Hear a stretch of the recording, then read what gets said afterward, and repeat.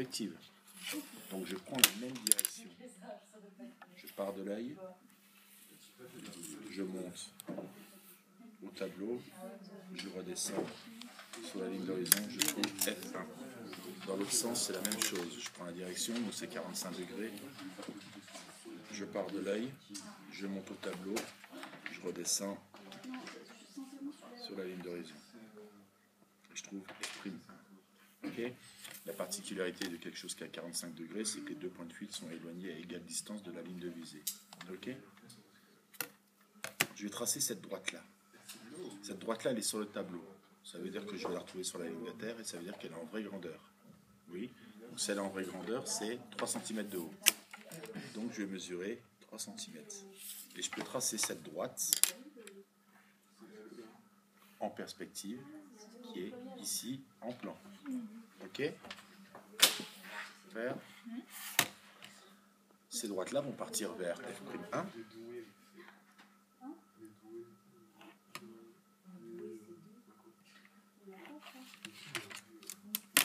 Et ces deux droites-là vont partir vers F1. Toujours pas de problème? Là, c'est bon? Il faut que je sache où ça tombe. Du moment où j'ai tracé une droite en perspective, je sais que tous les points qui sont n'importe où sur cette droite peuvent être descendus par œil, point, tableau. Donc œil, point, tableau, je vais en trouver un ici. Œil, point, tableau, je vais en trouver un là. Je les redescends sur ma figure. Je trouve les extrémités. Vous êtes d'accord?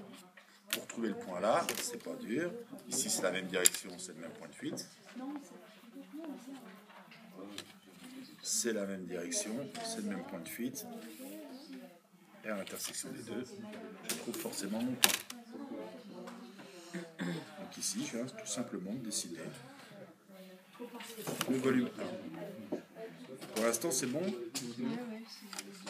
Voilà. C'est les deux autres. Voilà. Alors, on va faire le volume 2.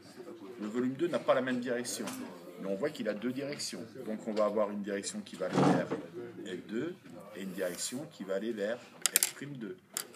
Vous êtes OK? Toujours le même principe de construction. Je sais que j'ai mon œil qui est ici. Je prends la direction ici. Hein, c'est la même direction que le volume. Je pars de l'œil, je monte au tableau, je redescends sur la ligne d'horizon, je trouve F2. Je prends l'autre direction, c'est-à-dire celle-ci, ou celle-là. Je pars de l'œil, je monte au tableau et je redescends sur la ligne d'horizon pour y trouver F'2. Ça veut dire que toutes les droites qui ont cette direction-là, quelle que soit la hauteur, vont aller vers F2. Toutes les droites qui vont dans cette direction-là, peu importe la hauteur, du moment qu'elles sont horizontales, vont aller vers F'2. On est toujours bon? Là, j'ai un problème, enfin vous avez un problème, parce que moi j'ai compris, hein. Il n'y a rien qui touche le tableau. Donc grosso modo, ce que je suis en train de faire, c'est je prolonge ce volume-là sur le tableau. Vous voyez, c'est comme si je venais les tirer jusqu'au tableau. Pour que ça touche et qu'on puisse mesurer les hauteurs, etc. Vous êtes OK? Par contre, je n'aurai pas besoin de ça. Ça va être que du trait de construction parce que moi, ce qui m'intéresse, c'est ça. Donc, regardez si je prolonge le volume. Je vais même le dessiner en entier, même si on n'en a pas besoin. Je viens de l'étirer, vous êtes OK avec ça? Donc maintenant, il n'y a plus aucun problème, parce que ça, je vais le faire exactement comme ici. Si c'est sur le tableau, c'est forcément sur la ligne de terre et c'est en vraie hauteur. La vraie hauteur, c'est combien? C'est 5. Donc je mesure 5. Vous êtes OK avec ça? Cette droite-là, elle part vers où? Elle part vers F2. Donc ce que je vais dessiner, tu vois, c'est ça. C'est même ça ce que je vais dessiner, tu vois, ça continue.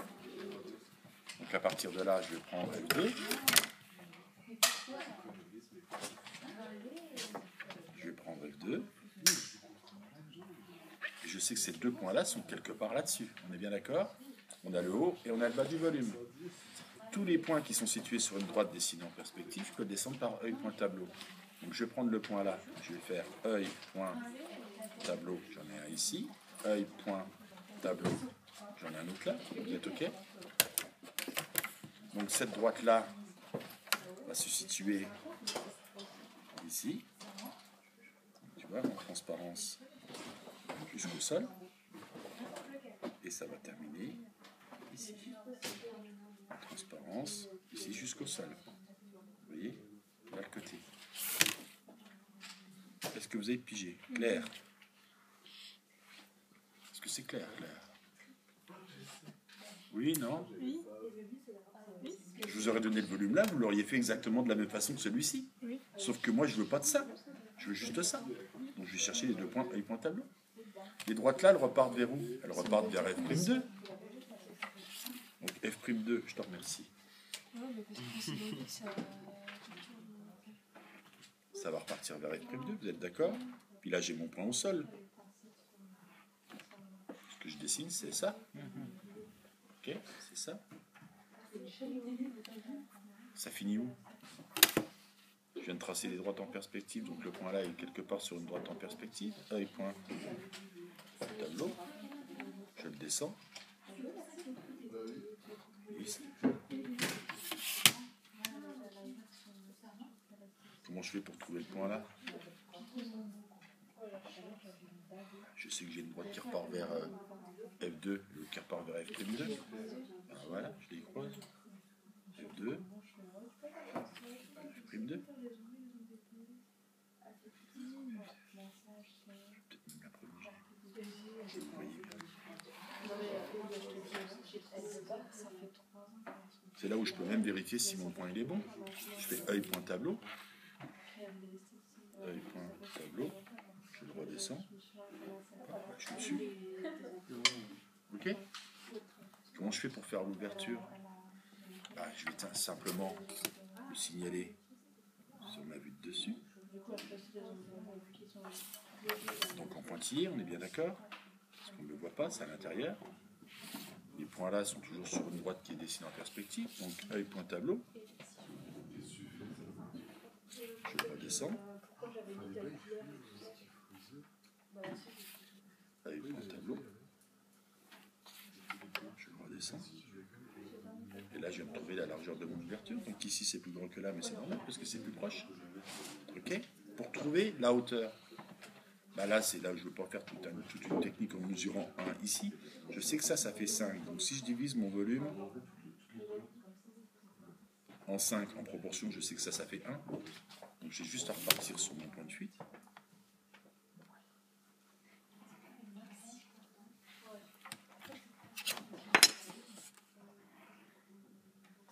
Et là, je vais trouver mon ouverture.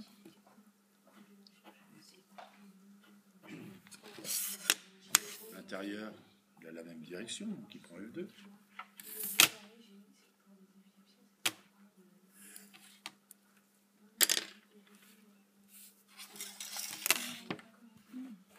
J'ai fini le volume 2. Je vais faire le volume 3. Le volume 3, il n'a qu'un seul point de fuite qui va vers F3. La preuve en est, pour trouver un point de fuite, je prends la même direction, c'est-à-dire celle-ci. Je pars de l'œil, je monte au tableau, je redescends sur la ligne d'horizon. Donc on sait très bien que quand on a un point de fuite, le point de fuite est toujours à l'intersection entre la ligne d'horizon et la ligne de visée. Ouais. Il est au même endroit. Il n'est pas là-dessus. Ah bah non, il est là. Le point de fuite est toujours sur la ligne d'horizon. On part toujours de l'œil. Je prends la direction, je pars de l'œil. Ouais. D'accord? Ah ouais. Ici, la direction, si je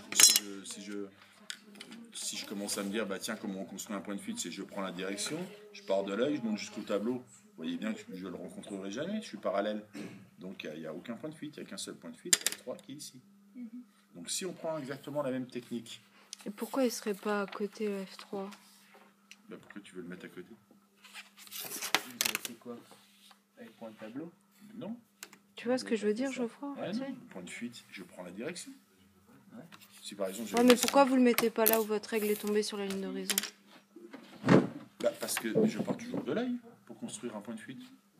L'œil, il est là. Oui. Donc je monte et puis il est là, mon point F3. Ah, ok. Oui. Ok. Et il va être décalé par rapport à lui. On s'en fout. Parce que je peux dessiner un volume. Si par exemple je mets un point de fuite ici, tu es d'accord avec moi, je peux dessiner un volume comme ça.